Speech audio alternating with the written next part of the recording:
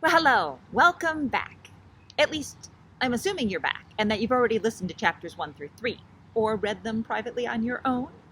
And that you're here to listen to me read chapter 4 of my very first published novel, Skating Around the Law, which came out in 2010 and I haven't read it since.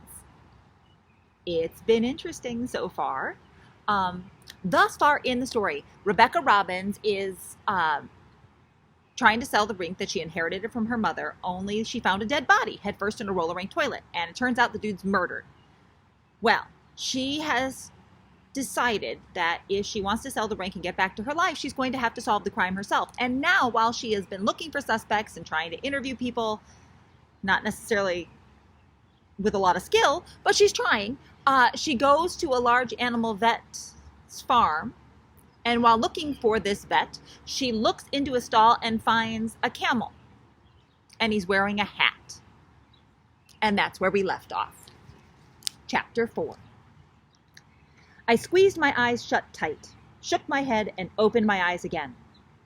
The camel was still there. And he was sporting a black fedora. I blinked.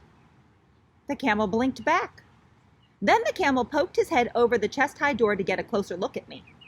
Certain that this was a hallucination, I reached toward the animal with my hand. The camel sniffed at me, and I petted its nose. The camel gave a funny little snort and rolled its eyes. I scratched the side of his face. That got me another eye roll and a throaty kind of grunt. I smiled. Not only was the camel real, but he liked me. I see you met Elwood. I spun around and came face to face with over 6 feet of intense maleness. If this was the doctor, I could see why the women in town were in hot pursuit. He looked to be in his mid-30s with tanned skin and a chiseled jaw. His thick brown hair had probably needed a haircut 3 weeks ago, and now looked just plain sexy. In the barn's dim light, I couldn't tell if his eyes were hazel or green. But either way, this man was perfection. Of course, there was one major drawback. He was covered in blood. I took a step back and found myself wedged up against the camel's stall, praying this guy wasn't the killer. Elwood? Oh, sure, Elwood, I rambled as the smell of the guy's shirt turned my stomach. I was looking for Dr. Franklin. The office was locked? Oh, sorry about that, he said in a deep voice that almost made me forget the blood. I had an emergency and forgot to change the sign. I'm Dr. Franklin, but folks around here call me Lionel. He held out his hand to shake mine, but I couldn't do it. His hands were clean, but his long-sleeve shirt was caked with goo, and the smell was getting stronger. He looked down at his clothes and grinned. Excuse my clothes, but Doc Truman's horse was given birth and required my assistance. Birthing of any kind can be a little messy. I can see that. I let out a sigh of relief that the blood wasn't human. I didn't want this guy to be the killer. He was too good-looking for that kind of disappointment. We stared at each other for a minute, not sure what to say. I felt a wet camel nose against my cheek and flinched, making Lionel laugh. It was a deep, rich sound that made my body hum. I see Elwood likes you. He doesn't normally take to people so fast. I smiled and gave Elwood a pat, careful not to dislodge his fedora.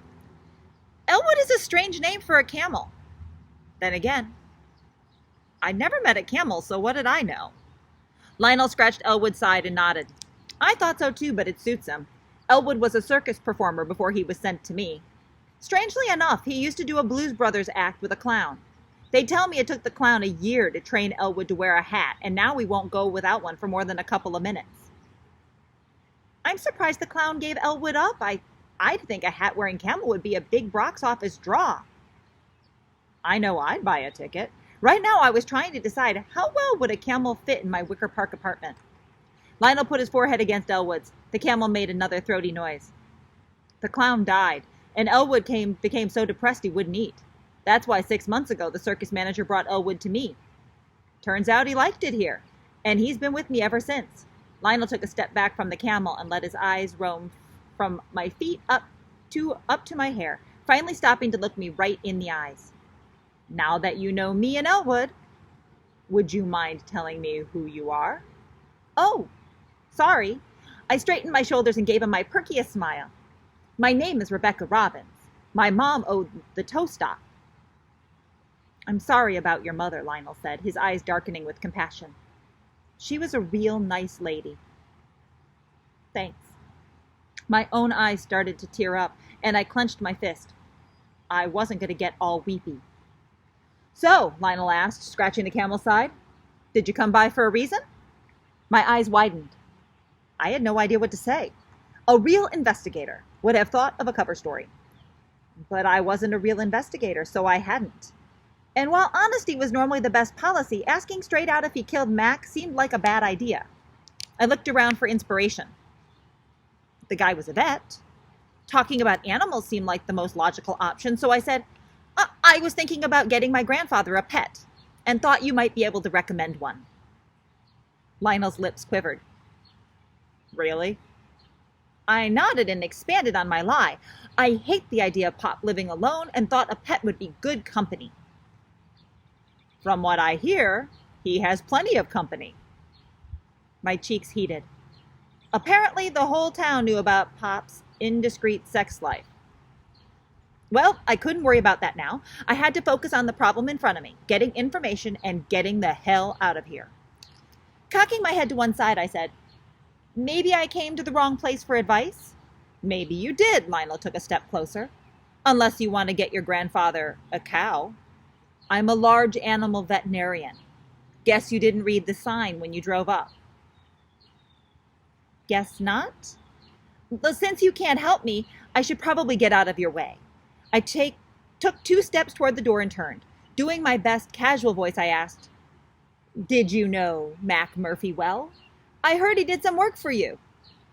Lionel stared at me for a second, then grinned. I was wondering when you were going to get around to that. My mouth dropped open and Lionel started to laugh. The sound made me cringe from embarrassment and want to jump him at the same time. For a moment, I thought about coming clean about my investigation, but I decided against it. Just because Lionel was hot didn't mean he was trustworthy. I really am worried about Pop living alone, I explained. Lionel leaned against Elwood's stall door and crossed his arms. You also stopped by the sheriff's office and Annette's beauty parlor this morning and asked a lot of questions about Mac's murder investigation. The Yenta phone tree in Indian Falls was more efficient than the CIA, and I had just been caught red-handed. Okay, I feel guilty because Mac died in my rink, and Pop mentioned to me that Mac did some work for you. Since you knew Mac, I thought I'd ask you about him. Okay, that was only part of the truth. Sue me. You forget to mention the fact that Doreen can't sell the place with an unsolved murder hanging over it. Busted again. I liked my explanation better. Yours makes me sound self-centered. Honey, you're the one who used your widowed grandfather as an excuse to question me. What would you call that? Lionel walked toward me, his body stopping only inches from mine. He was close enough that I could feel the heat coming off of him.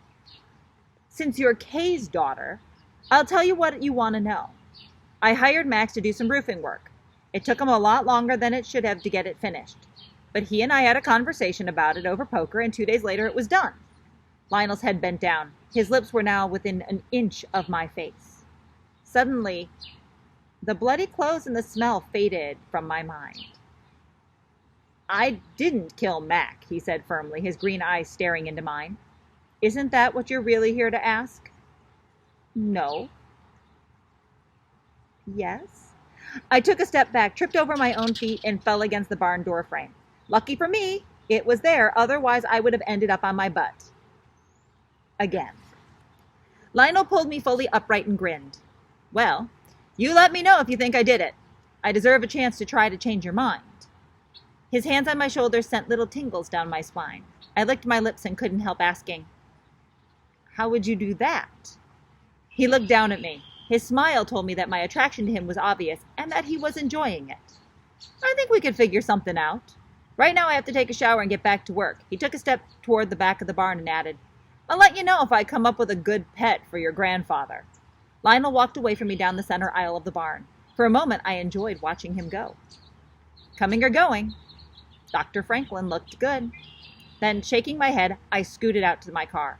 Minutes later, I was cruising the streets toward downtown, feeling a little dejected about my PI abilities.